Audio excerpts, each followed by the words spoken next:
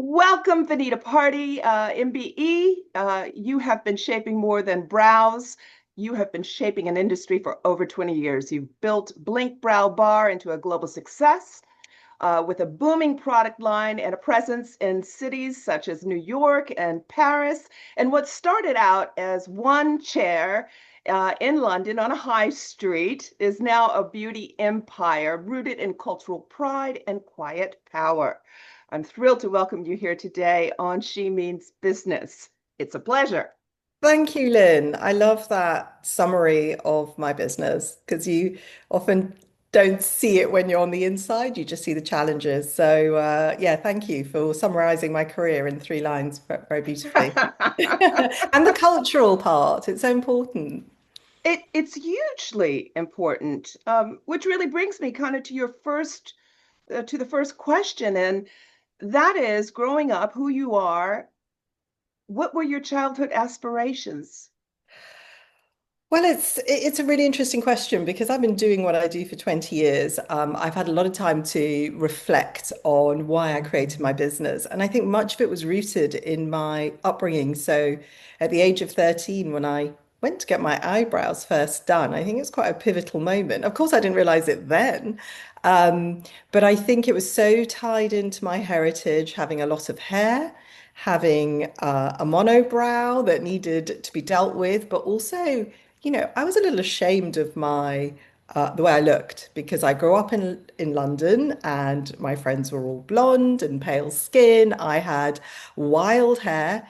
I had a big brow. I had hairy legs, and so I used to look in the mirror and think, never got cast as Cinderella in the annual play and so on. So I think when I actually went to get my brows threaded, I remember feeling that that they made a real difference. And I thought, hey, I look almost attractive. So I think it didn't come back to me until years later that it was something that had become such an important part of my beauty regime, and yet nobody in London knew about it or did it. It was my secret. And when I was ready and when I felt Britain was ready, I really wanted to share the secret. And I think that was a very exciting moment for me. So it is very much tied into who I was growing up, which was a girl that was ambitious but had no idea what she wanted to do. I was always a daydreamer, very creative, and a bit of a storyteller. But when I graduated, I went traveling for a while. I came back and then I started various jobs in the travel world because my father had been in travel, but then he moved on to retail. So we lived in a house full of clothes. And I think then I got a burning desire to be in retail. And so I was actively looking for an idea that I thought British people would love, but I really wanted it to be something that I was going to bring from India. That was the unique part then. Yeah, absolutely. And listen, I completely identify with the wild hair and, the big brows. Yeah, it's such a lovely thing for second generation people to share where they have been displaced from their home, and it's such a thing, isn't it? Hair is such a thing. Oh no, it's a complete thing. And you know, code switching to fit in, Yeah, certainly brown women understand that, don't they? yeah, Yeah. exactly. Yeah, no Cinderella for us, but hey, many, many more beautiful role models. Um, Moana instead. what were there specific? Well, you mentioned your father, but other family members or mentors or critics who shaped your beliefs about success and risk and independence? I mean, after all, you're an entrepreneur. Yeah, I think my father was really my inspiration, not sort of deliberately, but in his very relaxed attitude to life. We had a bit of a crazy life. It was feast or famine. The house was full of clothes. One moment he was doing in travel, the next in fashion. He always made enough money to have a really nice life, but there were times when it felt a bit tight. And he never was really overly bothered whether we had a career, but I know I got my first Saturday job when I was 15 in a clothing shop. And it was just in us that we wanted to work. We wanted to work in nice places. We wanted to earn money. We wanted to meet people, which was very much like my father. So, um, and I was always thinking about how to make money. I set up a business at university selling sandwiches, and I was always sort of hustling. So I think I definitely got that from my father, and my sisters are very similar. Um, and since then, I think I'm probably very lucky because my husband has always been, Mm. again, very relaxed and very much do what you need to do. And when I decided I wanted to start this business, I had left a job at British Airways, so it was quite a big decision. And he just, he's kind of been supportive. I think you need that. You really need that because there are enough naysayers out there, and the amount of people that laughed and said, "Who is going to get their eyebrows done in public? What is threading? Who cares anyway?" And so you hear it all the time. So as long as you come home and you've got somebody saying, "Ignore them, keep going," I think Well, that's super helpful. you have a hustle mentality. You had to have a hustle mentality, but Yeah. also beside your father, what part of your upbringing gave you that edge, made the hustle even harder, made you hustle even harder as you stepped into entrepreneurship? I think I never had any money. I didn't get any money. My parents didn't give me much money, and I remember being at university and everybody got quite healthy allowances. I remember wearing a little sort of threadbare cardigan and thinking, oh, I really need a coat. How am I going to earn money? So I started selling sandwiches. I mean, it was just, it's interesting because now I definitely give more to my children. And it's not because my parents didn't want to. I think it was just like, you need to learn to be self-sufficient. You don't need extra. So I was always like basic minimum care was there, but everything else I had to find a way um, to make money. So I think I realized that really helped. But for me, it's not always been about making money. I think it's also been about probably freedom as Mm. well, being able to sort of do things the way I want to do things creatively. I felt very frustrated in my job when I know I had good ideas, and then you're going to get some sort of bean counter saying, no, that's too expensive, that's not going to work. I felt that at British Airways actually, and I just thought, oh, I go with my gut with everything, and I just thought there are things that this will be amazing. Why don't you? But no one's listening because I'm not senior enough. Um, and I found that difficult. So I think I needed to have that creative freedom. You mentioned your children. Um, and you giving them more than you got, something certainly that I've done, my husband and I have done over the years is given more to our daughter. But are you ever concerned that giving them more is going to take some of that ambition away or the hustle away that they really need to have in order to survive in the world today? Totally. I'm a great believer in tough love, and I'm absolutely useless at it. So, and they know, they wear me down, and they know I'll say no. You don't need those shoes, or if you want them, go. My daughter wanted to have a balayage in her hair. She's 17. I said, you're too young. It's £150. Go and get a Saturday job, earn the money. Oh, I'm doing my A levels. I have so much work. I want to have fun with my friends. So yeah, that was not a conversation I had with my mother. She would absolutely not. So why do we find it so hard? It's difficult because also I think generationally parents give a lot to their children. It's not the same. And I don't know why we do that. Because we can, and because we're influenced by what we see around us. We know what our children are competing against, and we want it to be as level as possible. But it's a double-edged sword, It isn't it? is. It is. And I hope, I think what I have realized as my children are a little bit older now is that they see two entrepreneurs at home working. And I think they really respect that now. When they were younger, it was very much, you were late to my concert, and I was on the phone a lot. And they found that very frustrating. But now they do say, wow, hats off to you. And that feels really good. So, and I hope that that's ingrained in them. And I'm beginning to see they do want to work hard and they do. they realize the amount of work that you need to put in to get something out. And they don't just want a sort of regular job. I think they want to do more. Well, mine's 28, and let me tell you, there'll come a moment where you've got to cut her off. You've got to cut them off. They say, oh, I don't need that anymore, but then somehow they still have the American Express card or some kind of safety net that, you find the Uber on or that pair of shoes Oh my that God, Lynn, you're so right. I mean, we keep finding like who just took that Uber and who just spent that amount of money at Boots or wherever it is. And you're so right. You're right. There needs to be that. Like, you're on your own. Go. What's a surprising habit or ritual or quirk that fuels your creativity, um, and keeps you grounded as a founder? I think my favorite thing, and sometimes I'm slightly afraid of it, is actually just going into my brow bars. And I say I'm afraid of it because if I see something that is not operating smoothly, or there is a disgruntled customer for some reason, I find it really difficult to deal with because I want everything to be so perfect. But every time I go, I get a sense of what we're delivering really well, what we might be missing, and then I just want to do more. I want to offer more.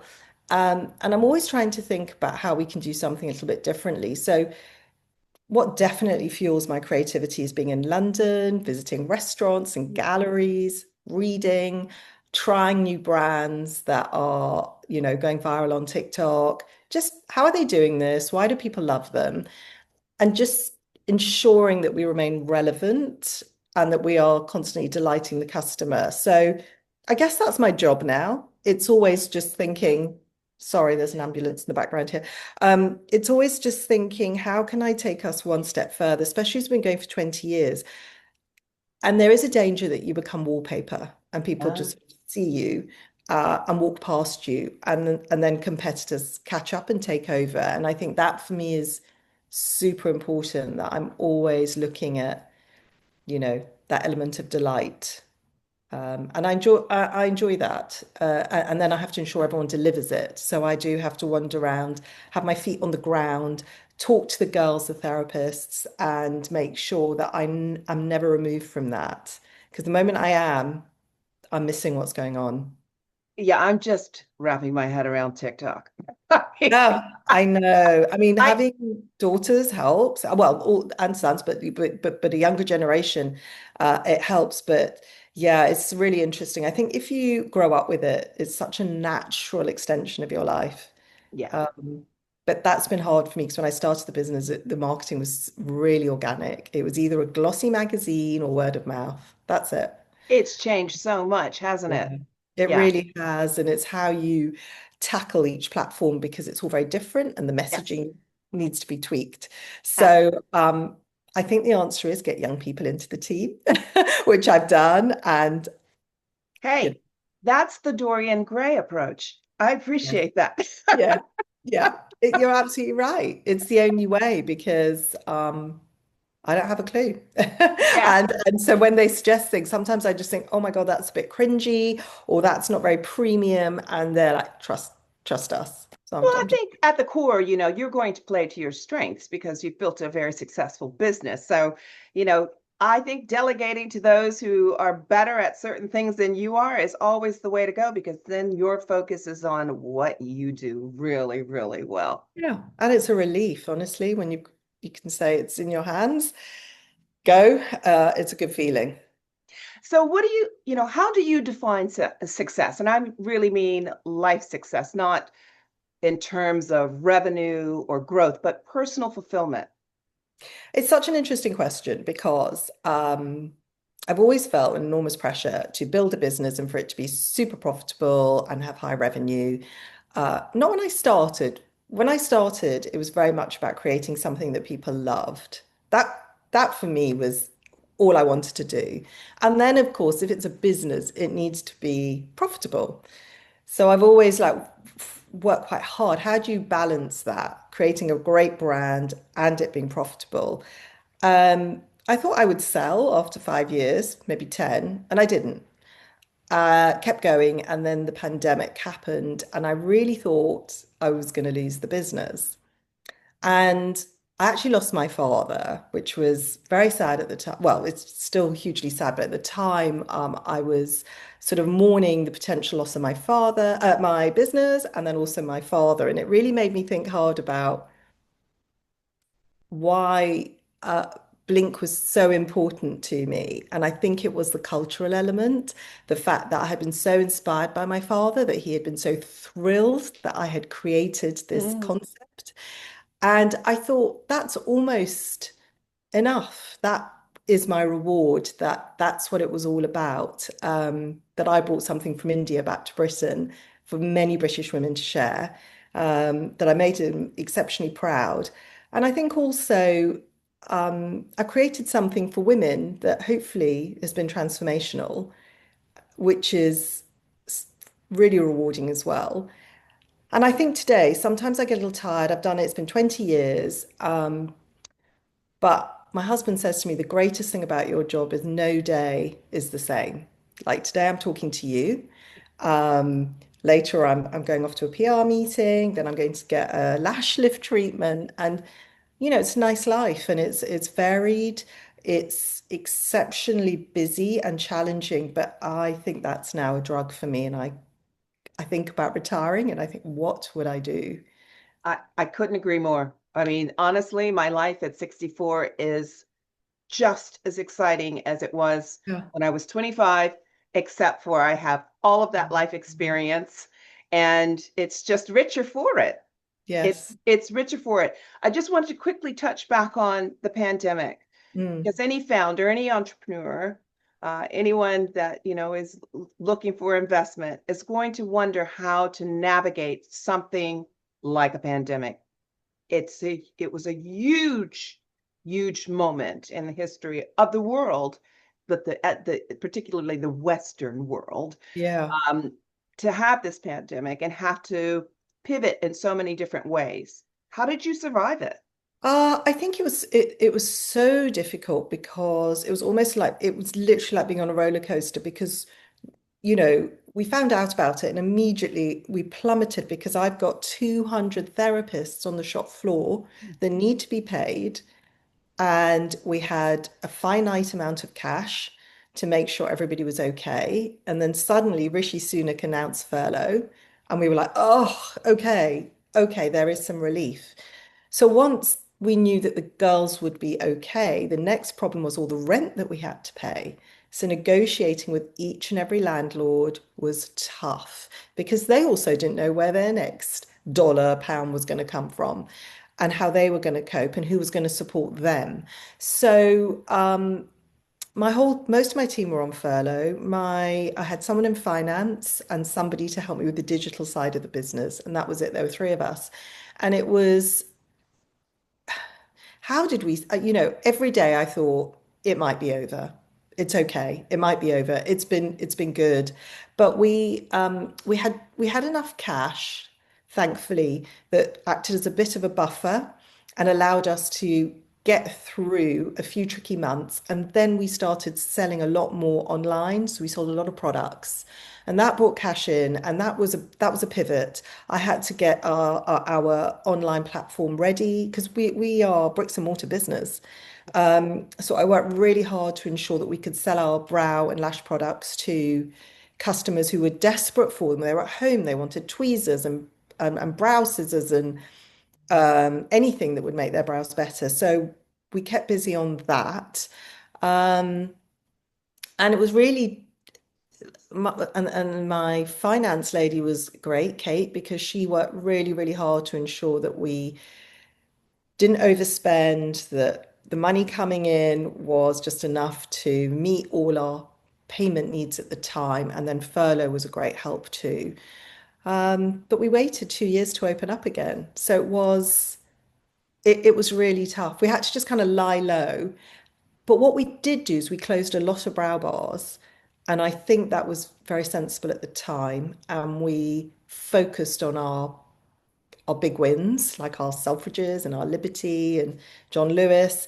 And we made sure that we cut costs where we didn't need them. So we gave up our head office, which was a lovely head office in Marylebone, but we didn't need it. You know, we Yeah, had Zoom. So let's work with that. So I think we just stripped back and we've rebuilt slowly and very carefully. Um, and you know, the dream always was to scale up and sell the business and move on. But actually, we haven't done that. But what we do have, I think, is a business with a very strong foundation now. And yeah, so it's become part of my being. I there think you it would go. be a tough one if I did sell it. There you go. So, what role does love, whether it's romantic, familial, or self-love, play in how you lead and create and relate to others? Gosh, that's such an interesting question. I think that empathy is really important, and I I don't have many skills. I'm terrible on the financial side, but I feel I have empathy. I understand what the customers want. I love our customers that come through the doors every day. I want to make them happy. And I think I also have empathy with our therapists.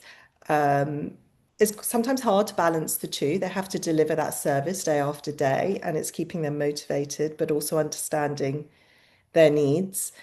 And then you have to come home and you have to be a wife and a mother, a daughter. I have my mother who spends much time with me as well. So, yeah, I think you have to keep giving an enormous amount of love. And I think sometimes you feel drained. I know I do. And it's a really good question. Um, where do I get the love? I think probably in return, I see it from our therapists and customers from a business aspect, then at home, my children and my husband. But I have discovered something recently that's really helped nurture my soul, and I'm writing. And so it's really interesting to hear Mhm. about your journey with writing, Lynn. I felt I struggled a lot during the pandemic and I didn't know how to express that and who to share it with. So I started writing, and it was a great outpouring for my grief. And then I joined a course with a publishing company called Faber, and it was quite a brave move for me because I didn't know whether I'd be good enough. And it was wonderful. There was, 10 of us. We wrote, we shared, and now I'm doing a master's in creative writing. So, I think that has been a discovery for me that I never thought I had it in me. So I suppose that's my self-love, and then obviously trying to look after myself and my well-being and doing yoga and eating well, sleeping well, trying not to get stressed about the small things. Don't sweat the small things because every day there is something. So I try Yes, really hard, no really question. hard to say, next week this isn't going to be a problem. So Yeah, try yeah. just And I love hearing that you really do engage in self-care in a proper way and fulfilling other aspects, other facets of your life, with the creative writing. I think that's absolutely brilliant. Um, if someone was to audit your calendar and bank account, what what would they say matters to you most? Oh my gosh, right, spilling my secrets. So in my diary, definitely. And it's funny because I think my team just think I'm out and about all the time having coffees. So what fuels my soul is meeting and talking to people. So I'm loving this. But I have always found it really important to engage with other entrepreneurs, female entrepreneurs, mostly, who work in retail. We share a lot. I always see meeting anyone as a potential to something. Mhm. So, so I do a lot of that. Obviously, I'm with the team quite a lot. I'm definitely a creative marketing. I'm in the stores a lot. So that's my diary's quite kind of it's been 20 years now, so it's really lovely. I've got a strong team, so I can pick and choose the bits I love. So I'm really involved in the PR and the engaging with well, I guess it's marketing. So doing a lot of I also do a podcast called Thread Talk, so I spend a lot of time on that. Um, and then in terms of my bank account, well, my husband will tell you I spend a lot of money on clothes. Retail therapy is super important. Honestly, if I'm not feeling my best and I go and buy something, some clothes that are make me feel great, I'm very happy. I don't spend a lot on beauty, strangely. I get all of my brows and lashes done at Blink, and I'll do my nails and I'll have the odd massage. I spend a lot on exercise, yoga, Pilates. um, trying new classes, but and probably getting away, going on holiday. Um, so I Yeah, think they're my kind of priorities. we sound very much alike. Yes, I'm a firm believer in retail therapy. It's so However, good. and my husband would probably say the same thing as yours. But I got to ask you, you're successful. What is your relationship with money? Money now as opposed to when you first started the business. Well, it's nice to be in a position where I feel more relaxed about it, but I also worry a little bit sometimes because I feel I'm coming to the end of a journey. And that's when you start worrying and thinking, oh my goodness, you need to have enough to enjoy.